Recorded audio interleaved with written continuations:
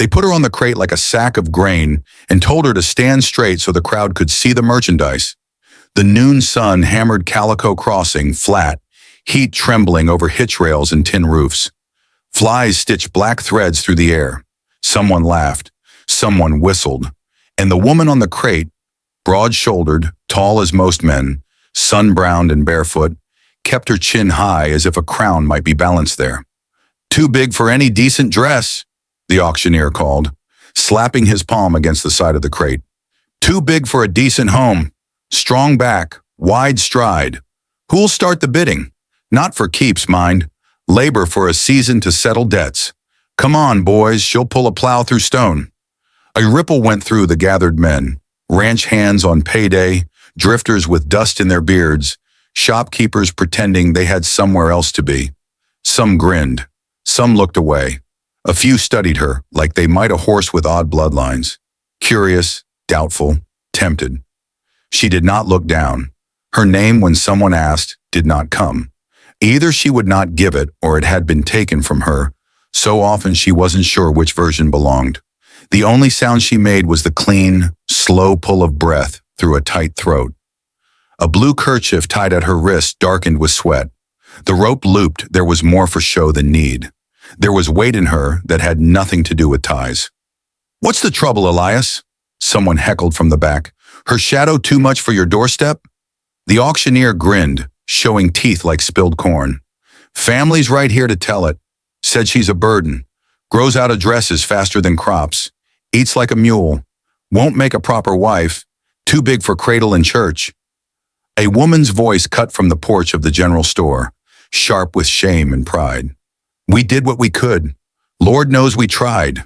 Girl's a giant among us. Ain't her fault. Ain't ours neither." She folded her arms, not meeting the tall woman's eyes. The tall woman stared past them all at the wavering horizon, where the road ran out and the sky fell in. There was no plea there, only a stubborn, aching dignity, like a tree that had learned to live angled into the wind. A bay gelding nosed between wagons at the end of the street, ears flicking. The rider swung down without hurry, tying off near the trough. Black hat, sweat-stained shirt, dust on his boots thick as flour. He moved like a man who had learned long ago not to waste motion. Samuel Vale, called Vale more than Sam, a trail-broken cowboy who'd signed no man's ledger for longer than anyone remembered. He had come for salt, nails, and a spool of fence wire. He stopped for none of them now. "What's the lot?" Vale asked, voice low. "Strong woman special," Elias sang out. "1 season's labor to square debts and bless an unblessed house. Start me at $20. 10, someone called. 12. 12.50 and a box of cartridges. 17, a barber with soft hands shouted, grinning at the clerk beside him. The number climbed the way numbers do when men forget they are saying them to measure a person. The tall woman's jaw flexed once, twice, then stilled. She did not flinch when Elias lifted her arm like a mule's hoof to show calluses. She did not react when a boy inched too close, laughed, and darted back. Vale stood at the edge of it, eyes steady, mouth a hard line. He watched the crowd first, the greedy faces, the nervous ones, the way a horse watches weather. Then he looked up at her, really looked, and something in him settled as if a long argument had just ended. 25, he said. Heads turned. The barber swallowed his smile. Elias's eyebrows hopped. Looky there. We got Charity riding a bay today. 30, called a freighter, already composing the jokes he'd tell about it later. Vale did not blink. 50. The heat made the number hang heavy. Somewhere a dog barked, confused. The freighter spat and shrugged. Not worth the trouble, he muttered, backing out. 50 once, Elias announced, delight oiling his voice. 50, 52, the barber tried weakly. Vale's gaze slid to the barber, flat as water in a trough. 70, a hush, then a nervous titter that died quick. Elias tipped his hat. Sold. $70 to the gentleman with no sense of arithmetic. The rope was slapped into Vale's palm with a flourish. He didn't take it. He laid it across the crate instead, gentle as setting down a sleeping child. Then he stepped up onto the crate, boots thumping the same rough plank where her bare feet stood. Up close, he saw what distance softened. The raw places at her ankles where a too-tight hem had rubbed, the seam scars along her knuckles, the small white crescent on her chin that childhood had left behind. He smelled clean sweat and sun. He thought of iron pans and cedar posts, of winter chores done with one set of hands too few. He thought of the way laughter had sounded around her, sharp, dirty, wrong. "Do you want to come down from here?" he asked, so soft only she could hear. Not a command, a question. Her eyes flicked to his, startled, wary, a little wild. No one had asked her anything that way all day, maybe not all year. He slid one arm behind her knees, one behind her shoulders. The crowd sucked in a breath, expecting comedy, collapse, a grunt, a stumble. Vale's face didn't change. He lifted. Her weight came up into his arms the way a calf's does when it finally trusts, heavy, alive, real. His back did not bow. His grip did not slip. She gave a small involuntary gasp, not from fear but from the shock of being held as if neither she nor he might break. Elias cackled. "Now that there is a picture." Vale looked down at her, at the sky burning itself into his hat brim, at the men whose mouths had built a gallows out of words. His voice carried just far enough. "You're not too big," he said, each word hammered flat like a horseshoe. "You're just right for my arms." A laugh tried to rise from somewhere. It died when they heard how he meant it. A few men looked away. The woman on the general store porch gripped her own elbows until her knuckles whitened. Vale stepped off the crate, set her on the ground slow, like a man setting a plank where it will have to bear weight for years. He didn't take her wrist. He offered his hand. The rope lay coiled and useless on the wood behind them. "Name?" he asked, gentle. Her mouth parted. Sound took a moment to find her. "Ruth," she said at last, like a word she'd used before, but not been allowed to keep. "Ruth," he repeated, making it true between them. He tipped his hat toward the freight road, where heat made the air swim. "Let's go." There was paperwork to sign, of course. Elias made a show of it. Vale signed without looking at the peanut gallery notes scrawled in the margins. Giantess, ox strong, good for lifting. He laid $70 down layer by layer until the desk swallowed the insult whole. Then he turned, found Ruth waiting by the door, with her arms folded across herself as if armor could be made of elbows and ribs, and nodded toward the street. Outside, the day had not grown kinder, but it had grown quieter. A boy who had laughed earlier now studied his boots. The barber busied himself with a whisk broom. The woman on the porch watched Ruth pass, and after a long second, gave the smallest nod, the kind neighbors offer when they are trying to learn a better way of being. They reached the bay. Vale loosened the cinch and retied it just to do something with his hands. "Got water back at the place," he said. "Shade too, and a porch that creaks when the wind changes." Ruth stared at the horse's withers as if considering the distance between where she stood and wherever he lived. "And if I break your porch with my shadow?" she asked, voice dry. "Then I'll build a stronger porch," Vale said. He touched the stirrup leather, then drew his hand back. "We ride double, if that's all right." She studied him like a horizon she hadn't decided to trust. Then she nodded. He mounted, reached down, and, without drama, without show, lifted her again. Less ceremony this time, more practice, settling her in front of him so she could set her feet in balance. His arm came around not to claim, but to steady. She leaned the smallest measure, just enough to tell her body this was not a trick. Behind them, Calico Crossing exhaled. Ahead, the road threw its long, bright ribbon toward the cottonwoods and the low, dark shape of a ranch that had been too quiet too long. They rode out under the white hammer of noon, the town shrinking into heat and rumor. The rope on the crate stayed where it lay, coiled like a useless sentence no one needed to finish anymore. The road out of Calico Crossing ran straight for miles before it bent toward the foothills. Dust rose behind the bay gelding, catching in Ruth's hair, streaking across Samuel's shirt. Neither spoke for a long time. The only sound was the horse's hooves and the steady creak of leather. Ruth sat stiff at first, her hands pressed to her knees, her gaze locked forward. She was not used to being carried anywhere, not used to being lifted, not used to being chosen. The memory of laughter in the square still rang in her ears. Yet Samuel's arm, light against her side, felt less like restraint and more like anchor. Every bump of the trail drove that truth a little deeper. After an hour, Samuel broke the silence.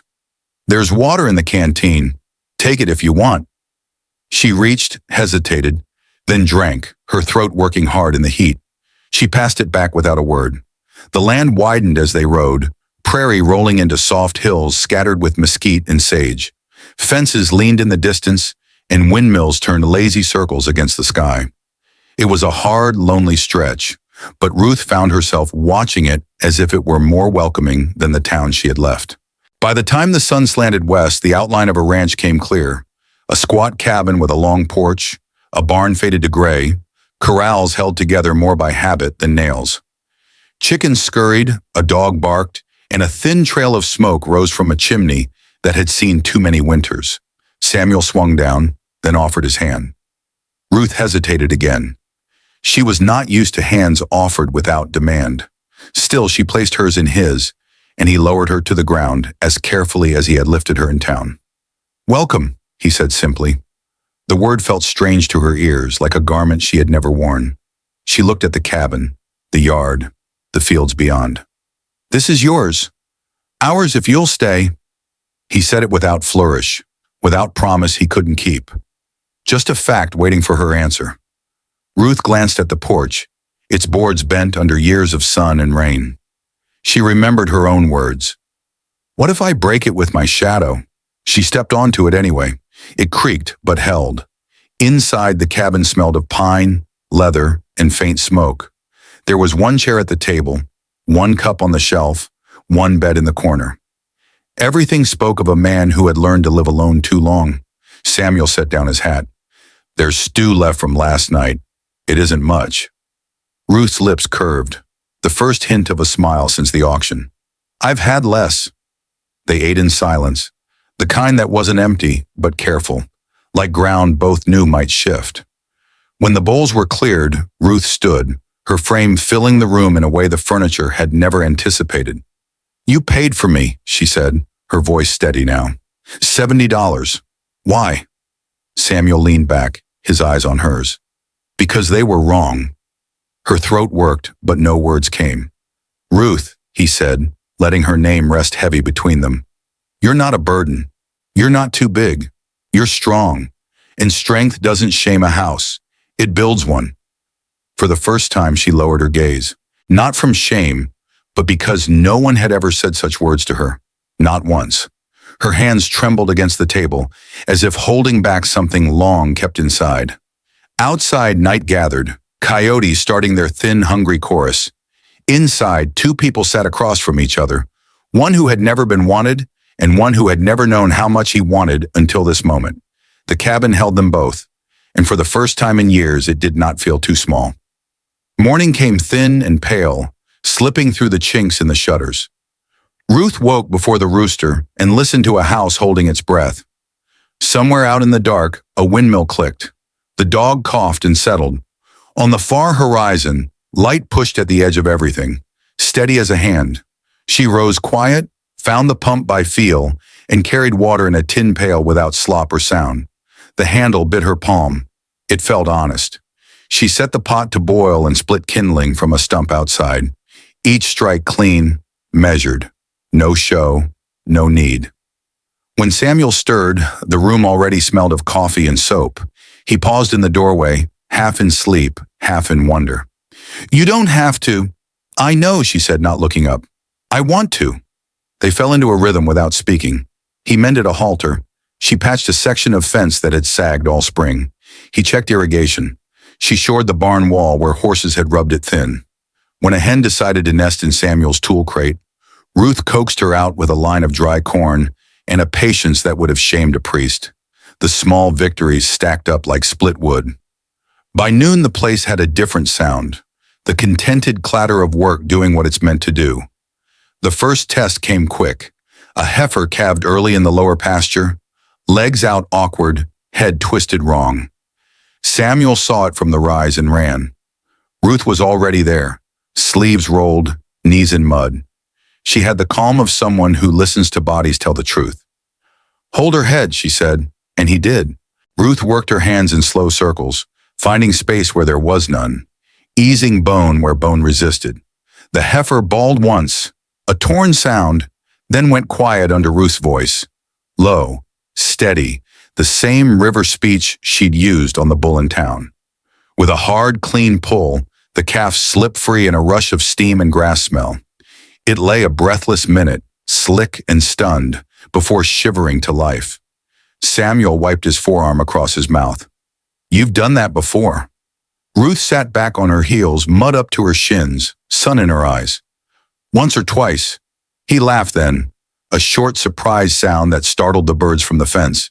The calf found its feet, legs too long for the ground, and butted its mother's belly like the world owed it milk on schedule. By evening, news had already started its slow creep out from Calico Crossing. A peddler's cart rattled by and did not rattle on. He asked for water he did not need and left with more than he'd come for. The shape of a story. In town, stories fat and quick. By sundown, Ruth had been a wrestler, a circus giant, a widow from the mines, a hired hand who'd forgotten she was hired. By morning, she'd be something else again. Samuel took it as weather, noticed, endured, worked around. Ruth took it like nettles. It didn't stop her hands, but it found her skin all the same. 2 days on, someone hammered at their gate hard enough to shake dust from the rails. Elias stood there with a folded paper and 2 men behind him to teach the paper how to talk. He smiled like a knife held flat. Afternoon, Vale. Come to clear a simple misunderstanding. He snapped the paper with his fingers. Season's labor contract, signed by kin, not yours to break with a fistful of dollars and a brave little speech. Ruth was at the trough, sleeves wet, hair dark where she'd splashed herself. She stood slowly, water falling off her forearms like rain from eaves. The dog ranged between her and the men, hackles up, tail stiff. Samuel leaned his forearms on the top rail and studied the paper without taking it. You sold shame, Elias. I bought someone's chance to stand on level ground. Elias's smile cooled. Fine words don't settle ledgers. Law does. He tapped the page. She owes a season. Ruth's mouth went tight, as if a years-old bit had slid back between her teeth. How long is a season, she asked, when you never stop counting? Samuel held out his hand without looking at her. She felt the offer more than saw it. She did not take it. Not yet. Come on, Elias said, genial again, like a host calling guests to supper. No ruckus. She knew the terms. No, Samuel said quiet. She learned them the way a nail learns a hammer. The men behind Elias shifted, spreading a little, doing arithmetic with distance and pride. The dog growled. Wind pushed a thin cloud over the sun and made all the edges in the yard sharper. Samuel straightened. You'll get your season, he said, and Elias smiled, quick and greedy. Samuel went on. Here. From inside his vest, he slid a folded sheaf, receipts, witness notes, the sworn statement of a clerk Samuel had hauled out of bed and into the light when he laid down $70. He passed them over. Her kin sold the debt of their shame. I settled it, paper for paper. Elias skimmed. His mouth tightened where it could not be seen. The clerk's seal sat where a lie could not sit long.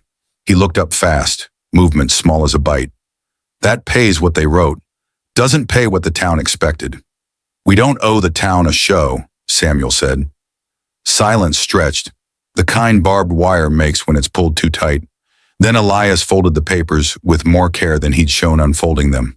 He tipped his hat toward Ruth without looking at her. Enjoy your port, he said. Hope it holds. They left dust and the smell of anger behind.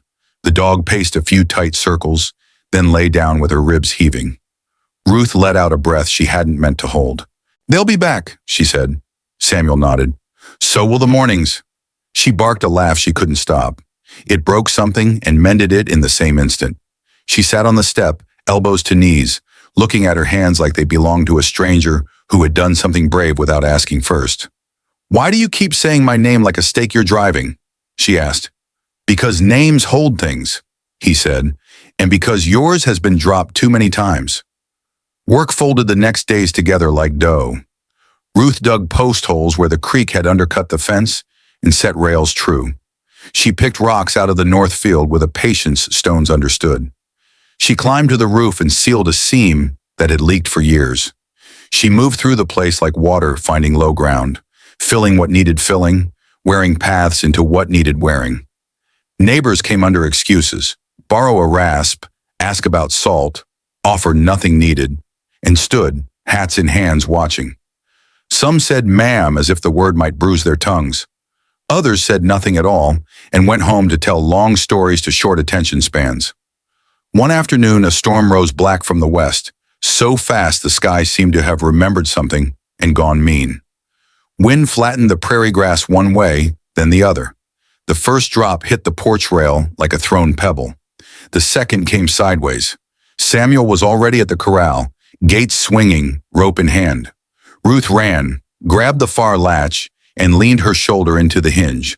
The wind took her skirt and turned it into a flag. Lightning stitched a white seam across the clouds. A yearling spooked, went up, came down wrong, and kicked through a slat. The splintered plank snapped like gunfire. Ruth was on him before panic finished its thought, arms around the neck, not to pin, but to steady. Samuel's rope flicked, sure as handwriting, and found a post. The yearling threw itself twice more, then sagged against the line, blowing hard. Rain hammered them flat. They moved together in the kind of wordless conversation work teaches. Now, here, lift, wait, and got the gate shut as the storm's mouth opened over them for real. When it passed, the smell of rain on dust was so clean, Ruth wanted to bite it. Water dripped from her hair, ran down her temples, traced her jaw. Samuel watched the yard refill with small sounds. A hen complaining, a frog remembering it had a song, the quiet of a place grateful for its own bones. Ruth watched his face, finding there the same steadiness she had leaned into on the auction crate, only now mixed with something warmer. Not want, not yet, but the shape that want learns to take when it finds respect first. That night on the porch, they ate bread and beans with rain ticking off the eaves. She leaned her head against the post, eyes half closed. You should know, she said, voice low. I've been called every version of too much a mouth can make. He set his plate down, slow. I've been called every version of not enough. We'll meet in the middle and build there. She smiled without showing teeth. What if the middle's still too small?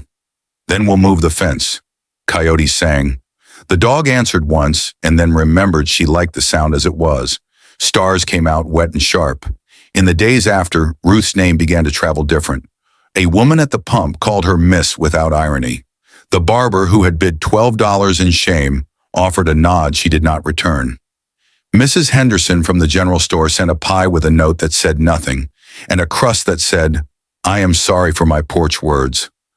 Ruth and Samuel ate it with their coffee and did not read the apology aloud. They were mending a top rail a week later when another wagon rattled down the lane. Kin this time, not hired men. A brother with a mouth like a hatchet. An aunt whose grief turned every sentence into a point. They did not bring the rope. They brought a Bible and a look. We came to fetch you, the aunt said, chin set. It isn't decent, this arrangement. Ruth wiped sweat on her sleeve, set the hammer down, and stepped off the fence. Which part? She asked. The part where I sleep without fear? The part where work and peace live in the same field? Her brother scoffed. He made you proud. That's all. It'll wear off. Samuel said nothing. He stood one step behind Ruth, not as a shield, not as a wall, but as a house stands behind a porch, what you lean on when the talking takes too long. You sold me, Ruth said to the aunt, voice flat. You did it wrapped in verses so you could bear it. I'll not climb back into a pew shaped like a cage. The aunt's mouth trembled. Her eyes flicked to Samuel. You don't know him. I know enough, Ruth said, and Samuel felt the words land like a hand on his shoulder. The brother spit in the dust and flicked his fingers. You'll come when money runs dry. Ruth looked past him, up the road he had come, and would go. Then may your pockets stay full so we don't have to see each other again. They left with their Bible and their judgments, the wagon's rattle unspooling into the hot afternoon. Later, in the cool shadow of the barn, Ruth sat on an upturned bucket, hands slack between her knees. They'll say I'm ungrateful. They'll say what keeps them safe, Samuel answered. What do you say? He leaned against the stall door and let the silence sit a moment so the words would have somewhere to land. I say you stayed. She nodded once, a small bow to a truth spoken plain. She stood, took up the hammer, and returned to the rail. Nails went in true. The fence line, inch by inch, began to look like a decision made on purpose.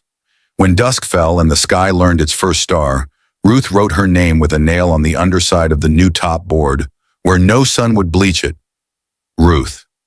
Not big. Not hidden. Just there. Holding. Far off, a lantern moved along the road, stopped, and did not turn in. Word had reached someone who did not want to believe it. Word would have to learn another mouth. Inside, the house breathed easier. The stew tasted richer than it had any right to be. Samuel slept the sleep of men whose bodies are tired and souls are less so. Ruth woke once in the middle of the night, listening to rain far away, and realized the ache at the base of her throat was not fear anymore. It was something with edges she did not yet name. Morning would bring fresh work, and something else. Footsteps on the path that didn't belong to dead or kin. Footsteps that meant trouble dressed up as law. But that was tomorrow. Tonight the porch held, and the shadow that fell across it was not too heavy for the boards. It was at last exactly the weight of a woman who had found somewhere to stand. The days had fallen into a rhythm, hard but steady. Samuel and Ruth moved around each other with a quiet ease, as if the ground itself had taught them where to place their steps. The corral stood mended, the yearling grew stronger, and even the dog had stopped pacing at night. But peace on a ranch never lasts long. One morning, as Ruth carried a bucket from the pump, she saw a dust trail on the road. A wagon rolled in, pulled by 2 tired mules. 4 men sat in it, shoulders set like fence posts. The one in front wore a star pinned crooked on his vest. Not the sheriff from town, but a hired badge, the kind that carried authority only as long as his gun stayed loaded. Samuel stepped out from the barn, wiping his hands on a rag. His jaw worked once, but he said nothing. The man with the badge climbed down, boots sinking into the dirt. He pulled a paper from his coat, waved it lazy. "Got business here. Name's on the sheet." He didn't bother unfolding it. "Whose business?" Samuel asked. The man's smile didn't reach his eyes. "Elias's. Claims property gone missing.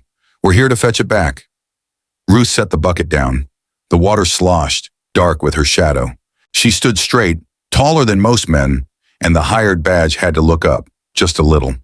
"I'm not property," she said. Her voice was low, steady. The man glanced at her, then back at Samuel. "Don't matter what you call it. Paper says she owes time. Paper says she comes." Samuel took a step closer. "That paper's settled." He tapped his vest where he kept the clerk's receipt, the one with the seal no lie could cover. "Paid clean." The men shifted, the kind of shifting that meant they wanted trouble, but weren't sure how much it would cost. Ruth's hand found the rail, fingers closing around the wood like it was steadier than the earth.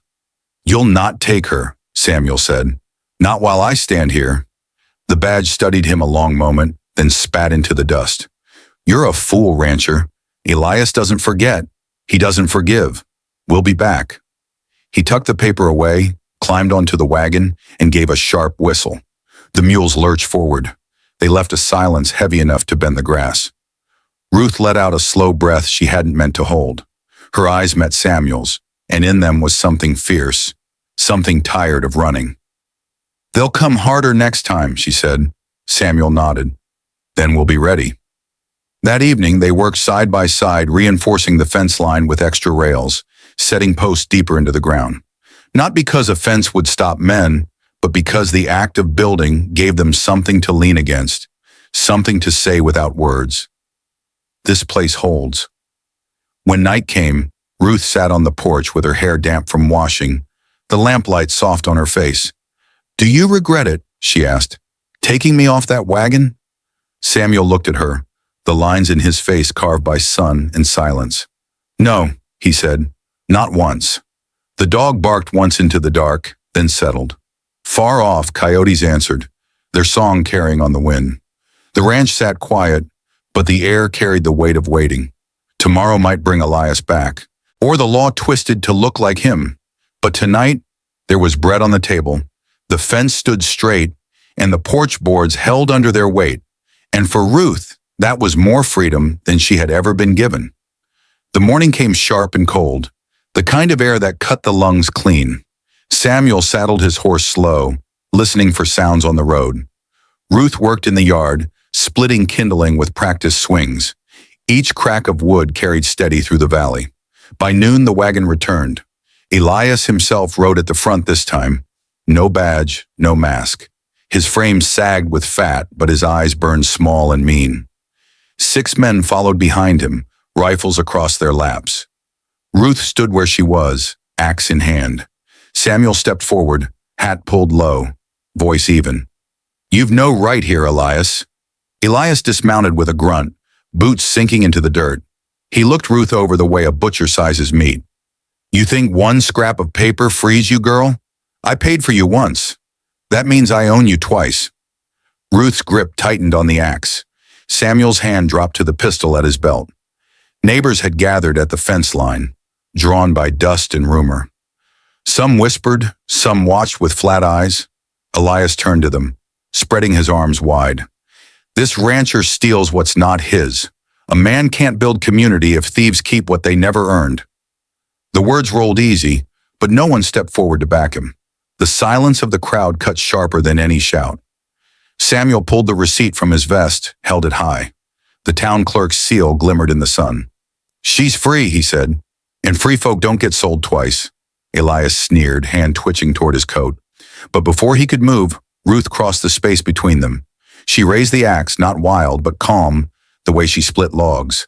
The blade stopped inches from Elias's chest, buried instead into the post beside him. Wood cracked, sharp and final. "You will not touch me again," she said. Her voice carried across the yard, over the heads of men and mule, over the hush of watching neighbors. Elias froze. His men shifted uneasy, glancing at each other, at the crowd, at the woman who stood taller than their courage. The moment stretched thin, then snapped. Elias spat into the dirt, barked an order, and climbed back into the wagon. His men followed without fight. Dust rose as they left, a trail fading quick under the sun. Ruth pulled the axe free, set it aside. Her breath trembled, but her shoulders held. Samuel stepped to her side, close enough that their arms brushed. "You're safe here," he said. She looked at him, eyes wet, mouth tight. "Safe doesn't last." "Then we'll build it again tomorrow," he answered. The crowd lingered, then broke apart, whispers trailing in every direction. But some heads nodded, quiet approval hidden in plain sight. That night, Ruth sat on the porch, the stars sharp overhead. Samuel brought her bread and coffee, setting them down without a word. She took the cup, hands steady now. "Do you think they'll come again?" she asked. "Yes," Samuel said. "But if they do, they'll find us ready." For the first time, Ruth let herself lean against him, not in weakness, but in choice. His arm came around her shoulders, not claiming, only steadying. The night wind carried the smell of hay and earth. Beyond the hills, coyotes sang. And on that small ranch, 2 souls who had been bought, sold, and scarred by the world found something harder to take than freedom. They found each other.